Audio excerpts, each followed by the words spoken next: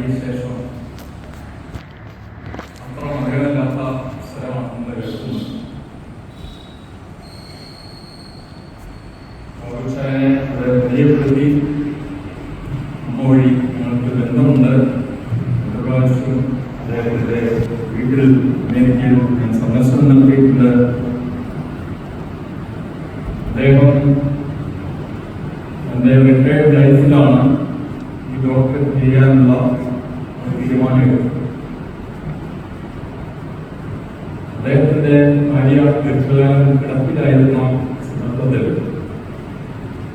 എല്ലാ ശുശ്രൂഷകളും ചെയ്തുകൊണ്ടിരിക്കെ തന്നെയാണ് ഈ ഡോക്ടറേറ്റ് നേടി എന്നുള്ളത് ഒരു വലിയ ധൈര്യത്തിൻ്റെയും അതുപോലെ തന്നെ സഭയോടുള്ള സ്നേഹത്തിൻ്റെയും അടയാളമായി ഞാൻ മനസ്സിലാക്കും. അദ്ദേഹം പഠിച്ചത് പഞ്ചസ്കന്തി യൂണിവേഴ്സിറ്റിയിലാണ്. പക്ഷെ അവിടുത്തെ പ്രൊഫസർമാരുമായിട്ട് അദ്ദേഹം പക്കത്തിലേർപ്പെടുകയും എന്നോട് പറഞ്ഞു. പ്രത്യേകിച്ച് പ്രൊട്ടസ്റ്റന്റുകാർക്ക് സഭാ പാരമ്പര്യങ്ങളെ കുറിച്ച് കാര്യങ്ങളൊന്നും അറിയില്ല. അവർക്കതിനെക്കുറിച്ച് വസ്തുത തുച്ഛമാണ്. അങ്ങനെയുള്ളവരെ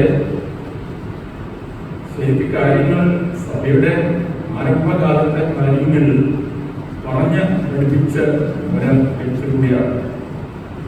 തീർച്ചയായിട്ടും അദ്ദേഹം നമ്മുടെ എല്ലാവരുടെയും ഒരു അഭിനന്ദനം അർപ്പിക്കുന്നു. നമുക്ക് കൈയടിച്ച്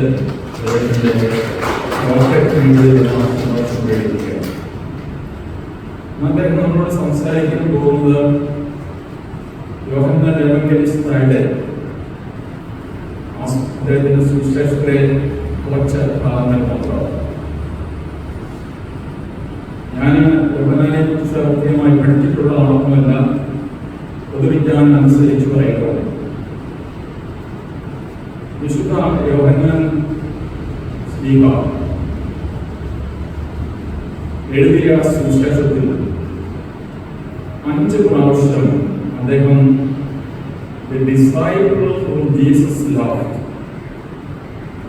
യേശു സ്നേഹിച്ച ശിഷ്യൻ എന്ന ഇൻവെർട്ടഡ് കോമേഴ്സിൽ പറയുന്നത്. അതായിരുന്നു അദ്ദേഹത്തിന്റെ ഐഡന്റിറ്റി.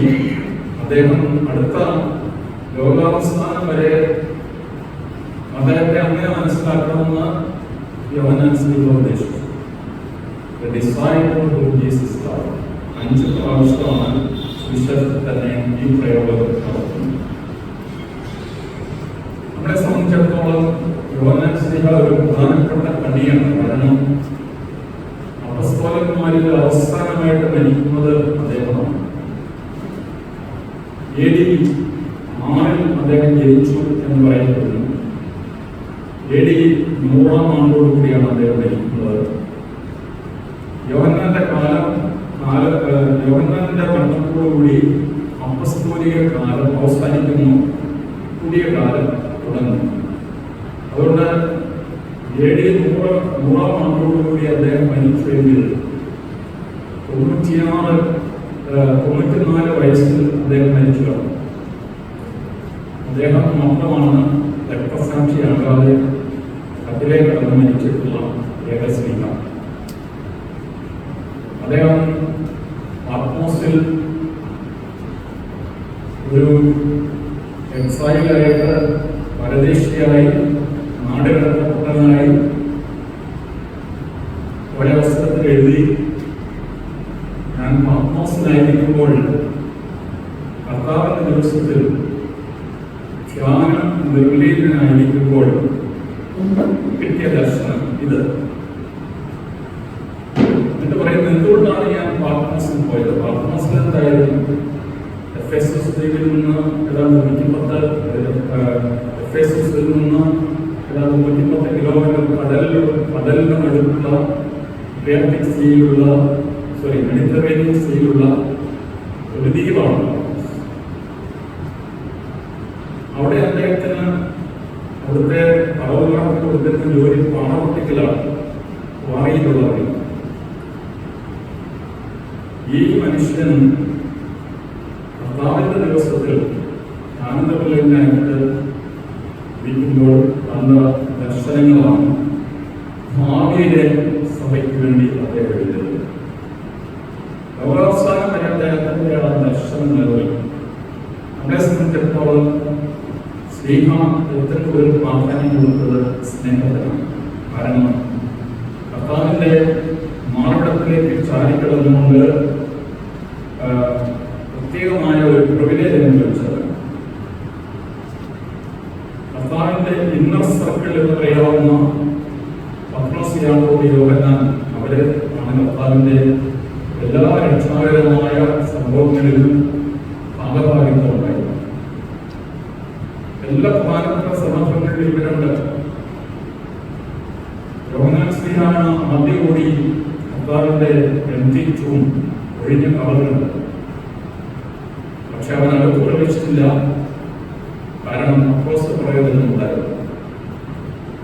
ആദ്യം അവിടെ എന്തെങ്കിലും പത്രോസിന് വേണ്ടി കാത്തുനിന്നു. കാരണം ഫസ്റ്റ് വിറ്റ്നസ് പത്രോസ് ആയിരിക്കണം എന്ന് യോഹന്നാൻ തീരുമാനിച്ചതുകൊണ്ടാണ് അദ്ദേഹം അകത്ത് കിടക്കാതിരുന്നത്. നമ്മളെ സംബന്ധിച്ചിടത്തോളം ഈ പത്രോസ്, യോഹന്നാൻ, യാക്കോബ് എന്നിവരുടെ ഈ ത്രിമൂർത്തികൾ അവരാണ് സഭയുടെ ഒരു എന്താ പറയുക കർത്താവുമായിട്ടുള്ള ആ സ്നേഹ ബന്ധത്തിലും ആത്മാർത്ഥതയിലും പ്രധാനമായിട്ടുള്ള എല്ലാ സ്ത്രീയന്മാരെക്കാൾ കൂടുതലായിട്ട് കഴിഞ്ഞത്. അതിനാൽ അദ്ദേഹം വിശുദ്ധ യോഹന്നാൻ ശ്ലീഹ എഴുതിയ 5 പുസ്തകങ്ങൾ നമുക്കറിയാം. സുവിശേഷങ്ങൾ, സുവിശേഷം, 3 ലേഖനങ്ങൾ, പിന്നെ ഒരുപാട് പുസ്തകങ്ങൾ. ഈ 5 പുസ്തകങ്ങളിലൂടെ സ്നേഹത്തിന്റെ ഒരു സുവിശേഷം അവർ അവതരിപ്പിച്ചു. പ്രത്യേകിച്ച് ലൈഫ് ഇൻ ക്രൈസ്റ്റ്, ക്രിസ്തുവിൽ ആയിരിക്കുക. എന്റെ വചനത്തിൽ വസിക്കുക, എന്നിൽ വസിക്കുക എന്നൊക്കെ അദ്ദേഹം പറയുമ്പോൾ ഈ ഒരു യേശുവിന്റെ ജീവിതവുമായിട്ടുള്ള ഒരു കൊഹിയറൻസ്, അതാണ് അദ്ദേഹം ഉദ്ദേശിച്ചത്. മറ്റ് സുവിശേഷകന്മാര് സ്വർഗരാജ്യം, കിങ്ഡം ഓഫ് ഗോഡിന് പ്രാധാന്യം കൊടുക്കുമെങ്കിൽ യോഹന്നാൻ ശ്ലീഹ പ്രാധാന്യം കൊടുക്കുന്നത് ലൈഫ് ഇൻ ക്രൈസ്റ്റ്, യേശുവിലായിരിക്കുക, യേശുവിനോട് അതുപോലെ ആന്തരികമായിട്ട് മനസ്സുകൊണ്ട്, ഹൃദയം കൊണ്ടും ശരീരം കൊണ്ടും അടുത്തിരിക്കുക. അപ്പോൾ ഈ വലിയ മെസ്സേജ് അതാണ് നമ്മുടെ രക്ഷയുടെ അടിസ്ഥാനം. യേശുവുമായിട്ട് ചേർന്നിരിക്കുന്നത് മാത്രമാണ് നമ്മുടെ രക്ഷയുടെ അടിസ്ഥാനം എന്നുള്ള ഒരു സന്ദേശമാണ് യോഹന്നാൻ ശ്ലീഹ പ്രത്യേകമായിട്ട് നമുക്ക് നൽകുന്നു. ഞാൻ എനിക്ക് നല്ലോട് ചെയ്യുന്നു. നമുക്ക് ശ്രദ്ധയോടെ ഡോക്ടർ ബാബു പണിക്കറിനെ ശ്രദ്ധിക്കുക.